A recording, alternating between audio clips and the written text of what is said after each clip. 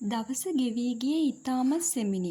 4 වටේටම තිබුණේ කළුගල් බිත්ති පමණකි. පාළුව ඉවසා දරා ගන්නට නොහැකි තැන හඬා වැටෙන්නට පවා ඇයට සිතිණි. තව කොතරම් කාලයක් මෙසේ සිටින්නට සිදුවෙනු ඇද්ද? ඇතැම් විට මුළු ජීවිත කාලයටම මෙයින් පිට වී යාමට හැකියාවක් නොලැබෙනු ඇත. නතාලි සුසුමක් කෙලා ජේසන් දෙස බැලුවාය. ඔහු දිගු කල්පනාවක ගැලී සිටිනු ඇයට පෙනිණි. එදින රාත්‍රියේ ඔවුන්ගේ සිරකුටියේ දොරටුව අසල දෙතුන් දෙනෙක් කතා කරන හඬ නතාලිට ඇසිණි. ඇගේ හදවත බියෙන් සැලී ගියේය. උදෑසන තමා ගිලගන්නට මෙන් බලා සිටි ගරිල්ලා ඇයට මැවී පෙනුණි. ඇය ජේසන් වෙතට ලං වූවාය. ඔහු ඉතා ඕනෑකමින් පිටත කෙරෙන කතාවට සවන් දී සිටියේය. මොනවද උන් කියන්නේ? ඇය පහත් හඬින් ඇසුවාය. ඔහු තොල මත දඹරැගිල්ල තබා නිහඬ වන ලෙස ඇයට සන් කළේය. පිටත සිටින ගරිල්ලන් කතා කළේ අමුතුම භාෂාවකිනි. ඔවුන් කියූ කිසිදු වචනයක් ඇයට තේරුණේ නැත. ඇය කුතුහලයෙන් ජේසන් දෙස බලා සිටියාය. ඔහුගේ මුහුණේ බලාපොරොත්තුවක සේයාවක් ඇඳී තිබුණි. ඒ කුමක්දැයි ඇයට වටහාගත නොහැකි විය. ඇය එතැනින් ඉවත් වී ගොස් ගුදිරය මත වැතුරුණාය. නතාලි, ඔයා නිදිද? තවත් විනාඩි කිහිපයකට පසු ජේසන් පැමිණි ගුදිරය මත වාඩි විය. නතාලි ඔහු දෙස හැරුණාය. නතාලි, හෙට තමයි අපේ දවස. අපි හෙට මෙහෙන් පැනලා යන්න ඕනේ. ඔහු පහත් හඬින් පැවසිය. නතාලි වහා නැගිට ගුදිරය මත වාඩි වූයේ විදහාගත් දෙනතින් යුතුවය. පැනලා යන්න? ඔහු වහා ඇගේ මුව අතින් වැසීය. අරුන්ට ඇහුනොත් එහෙම පැනලා යාම කෙසේ වෙතත් මේක ඇතුළෙම අපිට මැරුම් කන්න වේවි. ඉතින් කොහොමද අපි පැනලා යන්නේ? ඇය නොවිසිල්ලෙන් විමසුවාය. මේ ගරිල්ලෝ උන්ට ඕන කෑම්බීම ආයුධ වගේ දේවල් ගේන්නේ ටවුමෙන්. සතියකට දෙකකට සැරයක් උන් ටවුමට යනවා. ඔයා කොහොමද ඒක දන්නේ? මං දැනගත්තේ උන්ගේ කතාවෙන්. මට ඒ භාෂාව ටිකක් තේරෙනවා. ඉතින් හෙට උදේ උන් ටවුමට යනවා. මෙහි ඉතුරු වෙන්නේ එකෙක් නැත්තම් දෙන්නෙක් විතරයි. ඉතින් අපි කොහොමද පැනලා යන්නේ? හෙට උදේ ගරිල්ලා අපට කෑම අරගෙන ආවම ඔයා මට උදව් කරන්න ඕනේ උගේ තුවක්කුව ගන්න. තුවක්කුව ගන්න? මම කොහොමද ඒක කරන්නේ? ඇය ඇසුවේ දෙබෙම හකුළු වාගෙනය. ජේසන් සිනාසුනේය. ඔයාට තමයි ඒක හොඳට කරන්න පුළුවන්. අපට කෑම ගේන ගරිල්ලා ඔයා දිහා බලන විදිහ මතකනේ. ඒක මොකටද මෙතෙන්ට? ඇය ඇසුවේ මුහුණ අඳුරු කරගෙනය. ගරිල්ලාගේ කෑදර බැල්ම මතක් වෙන මොහොතක් පාසා ඇගේ සිරුර කිරිපොලා ගියේය. ඔයා පොඩ්ඩක් ගරිල්ලාගේ අවධානය ඔයා දිහාට යොමු කරගන්න. අනේ මට නම් බෑ. ඇය වහා කීවාය. ඔහුගේ මුහුණේ නොරිස්සුම් පෙනුමක් ඇති වී නැති වී ගියේය. බෑ කියලා හරියන්නේ නැහැ. කොහොම හරි කරන්නම වෙයි. නැත්තම් අපිට කවදාවත් ගැලවිල්ලක් ලැබෙන එකක් නෑ. ඔහු දැඩි හඬින් පැවසුවේය. හර්මන්ලා මේ කතාව පත්තරේට දැම්මම බබෙක් වෙන්න හදන්න එපා නතාලි. ඔයාට හොඳටම තේරෙනවා අපි ඉන්න තත්ත්වෙ. ඔයාටත් වැඩි කාලයක් මුන්ගෙන් බේරිලා ඉන්න වෙන්නේ නැහැ. අන්තිමට මටත් මැරුම් කන්නයි වෙන්නේ. ජේසන් කෝපයෙන් පැවසිය. නතාලිගේ සිත තැති ගැනිනි. ඇය මොහොතක් කල්පනා කළාය. ගරිල්ලාගේ කාමුක බැල්ම නැවත වරක් ඇගේ සිතේ ඇදී ගියේය. ඇය මුළු රාත්‍රියම ගත කළේ නිදි වර්ජිතවය. සැහැල්ලුවෙන් නිදිසුව විඳින ජේසන් පිළිබඳ ඇය තුළ පහළ වූයේ ඉරිෂියාවක් බඳු හැඟීමකි. හෙට දිනේ කෙබඳු වෙනු ඇද්දැයි ඇයට සිතා ගැනීමට පවා නොහැකි විය. ඔයා පොඩ්ඩක් ගරිල්ලාගේ අවධානය ඔයා දිහාවට යොමු කරව ගන්න. ජේසන්ගේ වදන් ඇය සිහිපත් කළේ තැති ගැනීමකින්ද යුතුවය. නතාලි, ජේසන් කතා කළේය. ඇයි? නතාලි දිනෙත් පියාගත් වනම ඇසුවාය. ඔයා නිදාගත්තා ඇති. දැන් නැගිටින්න. අද අපිට තීරණාත්මක දවසක්. නතාලි නිහඬව බලා සිටියාය. හමුදා නිලධාරියෙකු වෙන ජේසන්ට නම් අභියෝගයන්ට මුහුණ දීම එතරම් අසීරු දෙයක් නොවනවා ඇත. එහෙත් නතාලිගේ ජීවිතයේ ගලා ගියේ හැලහැප්පීම් වලින් තොරවය. එබැවින් ඇයට මෙය අලුත්ම අත්දැකීමකි. ඇය දිගු සුසුමක් හෙළුවාය. ඉක්මන් කරන්න නතාලි. ඔය බෙඩ්ෂීට් එකක් අකුලලා ඔයාගේ බෑග් එකට දාගන්න. ඉතින් ඔයා කොහොමද හරියටම දන්නේ උන් ටවුමට ගියාද නැද්ද කියලා? ඇය ඇසුවේ සැකේනි. ටවුමට මෙහි ඉඳලා සෑහෙන දුරක් යන්න ඕනේ. වටින් ගොඩින් එළිය වැටෙනකොටම උන් පිටත් වෙන්න ඇති. එවිටම පිටතින් පාගැටෙන හඬක් ඇසිනි. නතාලිගේ හදවත මහා හිස් බවකින් පිරී ගියේය. ඇය අසරණ ලෙස ජේසන් දෙස බැලුවාය. දිරිමත් වන ලෙස ඇයට සන් කළ ඔහු වතුර බේසම අසලට ගියේය. සුපුරුදු කාමුක බැල්ම දෙනතේ රඳවාගත් ගරිල්ලා කාමරයට ඇතුළු විය. ආයාසයෙන් මෝඩ සිනාවක් නංවාගත් නතාලි ඔහු අසලට ගියාය. එවර ඔහුගේ දෙනතින් පමණක් නොව මුළු සිරුරේම සරාගී බව වෑහෙන්නාක් මෙන් ඇයට පෙනුනි. ගරිල්ලා ඇගේ උරහිස මත අත තැබීය. නතාලිගේ මුළු සිරුරම පිළිකුලින් හිරිවැටී ගියේය. ඇගේ දැස පිළිසරණ අයදිමින් ජේසන් වෙත යොමු විය. ගෙවී ගියේ ඇසිල්ලක් පමණි. ගරිල්ලාට නොදැනෙන්නට පිටුපසින් පැමිණි ජේසන් ඔහුගේ හිසට වේගවත් පහරක් එල්ල කළේය. නතාලිගේ උරහිස මත වූ ගරිල්ලාගේ දෑත් ගිලිහී ගියේය. ඔහු කෙඳිරියක් නගමින් බිම පතිත විය. නතාලිගේ දෙනත බියෙන් විශාල විය. ඇය දෑතින් මූණ වසා ගත්තාය. ඉක්මන් කරන්න නතාලි, මේ මිනිහට සිහිය එන්න කලින් අපි පැනගන්න ඕනේ. ඔය කෑම ටිකක් දාගන්න බෑග් එකට, ජේසන් අණ කළේය. මේ මිනිහා මැරිලා නැද්ද? ඇය ඇසුවේ බියමුසි හඬිනි. මැරිලා නෑ, ඒත් තව පැයකටවත් නැගිටින එකක් නෑ, කී ජේසන් ගරිල්ලාගේ උරහිසේ වූ තුවක්කුවද ඉනේ වූ පිහියද අතර ගත්තේය. ඉක්මන් කරන්න, ඔහු පැවසුවේ නොවිසිල්ලෙනි. නතාලි සිය කැන්වස් බෑගේ කරේ එල්ලා ගත්තාය. අත්අඩංගුවෙන් මිදී යාමේ සතුට නොව ඇගේ සිත තුළ හොල්මන් කළේ තැති ගැනීමකි. ජේසන්ට එය වැටහිනි. ඔහු ඇගේ අතින් අල්ලාගෙන කාමරයෙන් පිටත් වූයේය. අපි මේක ලොක් කරමු. එතකොට අනිත්තා එනකම් සිහිය ආවත් මෙයාට ඇතුළෙම ඉන්න වේවි, කී ඔහු ශක්තිමත් දැවදොර වසා අගුළු දැමීය. ඔවුන් යා යුතුව තිබුණේ අඳුරු මගක් දිගේය. කොහේ යනවාදැයි නතාලිට නිනව්වක් නොවීය. එහෙත් ජේසන් හුරුපුරුදු පියවරින් ඉදිරියට ගියේ නතාලි මවිතයට පත් කරමිනි. තවත් උන් ඉන්නවද දන්නේ නැහැ. ජේසන්ගේ අතේ එල්ලී ගල් ගුහාව තුළ අඳුරු පටු මගෙහි ගමන් ගනිද්දී නතාලි කිඳුරුවාය. හිටියොත් අපි ඒක බලා ගනිමුකෝ, ඔහු රළු ලෙස කීවේය. පැය කාලක පමණ ගමනකින් පසු ගල් ගුහාවෙන් පිටවීමට ඔහු සමත් වූහ. අඳුරට හුරු වූ දෑස් වලින් හිරු එළිය දෙස බැලීම දුෂ්කර විය. ඔවුහු මද වේලාවක් වේගයෙන් නැසපිය සලමින් එතැනම සිටගෙන සිටියේහ. පුළුවන් තරම් ඉක්මනට අපි මේ සීමාවෙන් ඈත් වෙන්න ඕනේ, ජේසන් පැවසිය. ඔවුහු ඝන වනාන්තරය මැදින් යන දුෂ්කර ගමන ඇරඹූහ.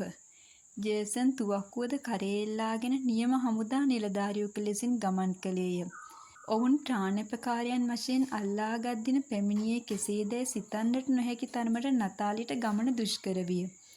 අව්වේ සැරක් නම් දැනෙන්නේ නෑ ගස් හින්දා. ඒ වුණාට අපි තව ටිකක් දුර ගිහින් වතුර තියෙන තැනක් බලලා නවතිමු. උදේට කන්නත් එපෑය, ජේසන් ගමන් කරන අතරතුරම පැවසිය. වෙහෙසින් පීඩිත වූද නතාලි වචනයකුදුත් නොදෙඩුවාය. ඉදිරියට යමින් සිටි ජේසන් හිටි ගමන් ගල් ගැසුණාක් මෙන් නතර විය. නතාලිගේ සිතට දැනුනේ බියකි. ඒ ජේසන්ගේ වැලමිටෙන් අල්ලා ගත්තාය. මට මොකද්දෝ සද්දයක් ඇහෙනවා, ජේසන් කෙඳිරිය. ගස් අතරින් සිලිසිලි හඬ නංවාගෙන පැහැදිලි දොලක් ගලාගෙන ගියේය. ජේසන්ට ඇසී තිබුණේ ඒ දොළ පහරේ හඬය. දින කීපයක් තිස්සෙම දෝතටගත් වතුරින් මුහුණ අතපය සේදුවා මිස නෑමට අවස්ථාවක් නොලැබුණු බැවින් නතාලිට දියපහර දකිද්දි දැනුනේ ඉසිලිය නොහැකි තරම් සතුටකි. ඇය කුඩා දැරියක මෙන් ප්‍රීති රාවයක් නැගුවාය. මට පැය ගණනක් වතුරේ ගිල්ලා ඉන්න හිතෙනවා. කරේ එල්ලාගෙන සිටි බෑගේ පසෙක තැබූ ඇය දොළ ඉවුරේ ගලක් මත වාඩි වෙමින් පැවසුවාය. ඕවා කර කර ඉන්න වෙලාවක් නැහැ. ඔය තියෙන දෙයක් ගන්න කාලා ඉන්න. ජේසන් අත වූ තුවක්කුව සීරුවෙන් ගල්තලා මත තැබුවේය. ඉන්පසු දොළට නැඹුරු වී දෝතින්ම දියගෙන මුහුණටත් ගෙලටත් ඉසගත්තේය. නතාලිද ඔහු අනුගමනය කළාය.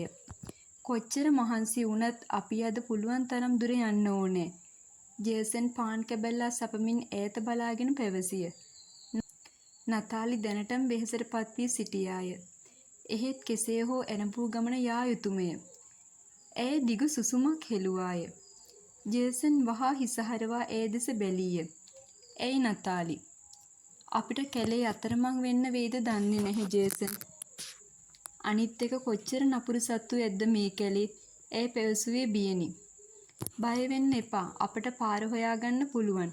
අනිත් එක මේ කැලෑවල එච්චර නපුරු සත්තු නෑ. සිංහයෝ කොටි වගේ සත්තු ඉන්න අප්‍රිකාවේ කැලෑවල්වලත් මං පාර හොයාගෙන ගිහින් තියෙනවා. ජේසන් නතාලි තුළ විශ්වාසය ඇති කරන හඬින් පැවසුවේය. ඔවුහු නැවතත් ගමන ඇරඹූහ. නතාලි ගමන් කළේ වඩාත් සෙමිනි. ජේසන් ඇගේ බෑගය ගෙන ඔහුගේ කරේ එල්ලා ගත්තේය. කොච්චර අමාරුණත් අපි දොළපාර ළඟින් යන්න ඕනේ. සමහර විට මේ දොළපාර ගමක් මැදින් ගලාගෙන යනවා වෙන්නත් පුළුවන්. ඔහු පැවසුවේය. සවස් වන විට කෙසෙල් හා අලිගැට පේර ගස්වලින් පිරුණු තැනිතලාවකට පැමිණීමට ඔවුනට හැකිවිය. ජේසන්ගේ දෙනත ප්‍රීතියෙන් බැබළුණේය. ඔහු සිනාසෙමින් නතාලි දෙස බැලීය. ඇය දුබල ලෙස සිනාසුනාය. බොහෝ දුරක් ඇවිදීමත් දොලේ වතුර හැර දවල්ට ආහාරයක් නොබීමත් නිසා ඇය දැඩි වෙහෙසට පත්ව සිටියාය. මේ කිට්ටුවම ගමක් ඇති කියලා මට හිතෙනවා. අපි අද රෑට මෙතන නවතිමු. ඔහු පැවසුවේය. නතාලි සැනසුම් සුසුමක් කෙලා තනබිස්ස මත වාඩි වී දෙපා පිරිමැද ගත්තාය. ඇයට දැනුනේ අපූරු සහනයකි. දොලට පැන ඒ මේ අත පිහිනා යාමේ ආශාවකින් ඇය පෙළුණාය. එහෙත් ජේසන් සිටියදී ඇඳුම් ගලවා දමා දොලට පැනීම කළ නොහැකි දෙයක් විය. දවල්ට බඩගින්නේ හිටියට රැයට අපට බඩගින්නේ ඉන්න වෙන්නේ නෑ කියමින් ඔහු කෙසෙල් ගස් ගොම්මන දෙසට ගියේය. ඇය විඩාබර දෑසින් එදෙස බලා සිටියාය. මද වේලාවකට පසුව ඉදුණු අලිගැට පේර ගෙඩි කීපයක් සහ කෙසෙල්ලවරියක්ද රැගෙන ජේසන් ඇය වෙතට පැමිණියේය. නතාලි මවිතයෙන් ඔහු දෙස බැලුවාය. මේ කොහෙන්ද? ඔය වටපිට ටිකක් බලන්නකෝ. හැම කෙසෙල් ගහකම වගේ ඉදිච්ච ගෙඩි තියෙනවා. ඔහු සිනාසුනේය. ඇය අභිරුචියෙන් යුතුව කෙසෙල් ගෙඩිද අලිගැට පේරද කෑවාය. රාත්‍රී එළඹෙමින් තිබුණි. ඔවුහු දොළපහරින් මදක් ඈතට වෙන්නට තිබූ ගස් කිහිපයක් අතර ඇඳ ඇතිරිල්ල එලා ගත්ත. සැබවින්ම ඒ ගස් ගොම්මන අඳුරු ආරක්ෂක ස්ථානයක් විය. නතාල නිදාගන්න ඉස්සර වෙලා මූණ හුවද ගන්නවා නම් යමු. ජේසන් පැවසුවද නතාලි අදිමදි කළාය. ඇයට අවශ්‍ය වූයේ දුලට බැස හොඳ හැටි නා ගැනීමටය. ජේසන්ට නිින්ද ගිය පසු ඒ අරමුණ ඉටු කර ගැනීමට ඇය සිතුවාය. ජේසන් මුහුණ සෝදාගෙන පැමිණ ඇතිරිල්ල මත දිගාවිය. එක අතකින් බලනකොට මේ වගේ තැනක නිදාගන්නත් පින් කරලා තියන්න ඕනේ. බලන්නකො වටපිටාවේ ලස්සන. බාහුව දෙක නමා ඒ මත හිස තබා ගනිමින් ඔහු පැවසිය. වටපිටාව අපූර්ව චමත්කාරයකින් යුක්ත විය. ගස් අතරින් පෙරී ආ සඳරැස් වලින් පරිසරය නැහැවිමින් තිබුණි. දොරපහරේ රිද්මයානුකූල හඬ සංගීතයක් බඳු විය. නතාලිගේ සිත තුළ කුමක්දැයි නොදන්නා ආගන්තුක හැඟීමක් පුබුදු වෙමින් තිබුණි. ඒ ජේසන් දෙස බැලුවාය. ඔහුගේ දෙනත පියවෙමින් තිබුණු සඳ එළියෙන් ඇය දුටුවාය. ඔහුට නිින්ද යනතුරු කිසිදු හඬක් නොනගා සිටි ඇය හෙමින් සීරුවෙන් නැගී සිටියාය. සීරුවෙන් ඇඳුම් එකිනෙක ඉවත් කළ නතාලි සඳ එළියෙන් රිදීවන් වී තිබුණු දොළට බැස්සාය. සීතලෙන් ඇගේ සිරුර හිරිවැටී ගියේය. එහෙත් ඇයට දැනුනේ ජීවිතයේ කිසිදාක නොවිඳු සුවයකි.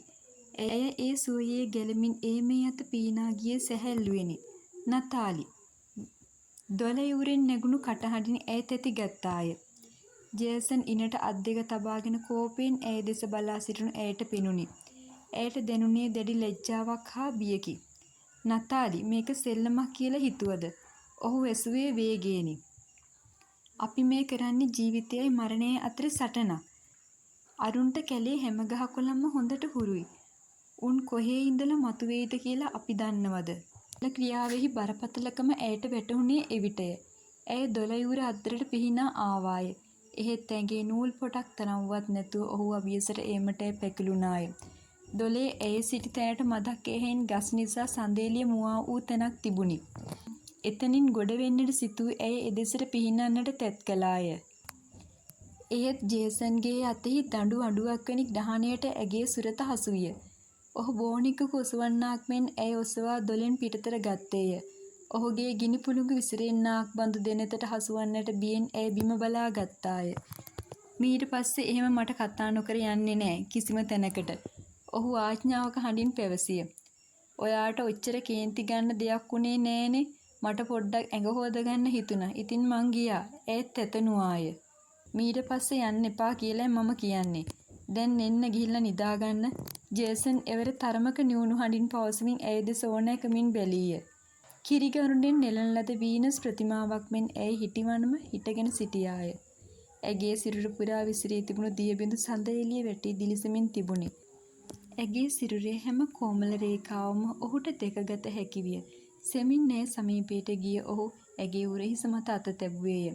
ඇයට එහි බර දරා ගන්නට නොහැකි තරම් විය. ඔහුගේ දැසේ ඌයේ ගැඹුරු පෙනුමකි.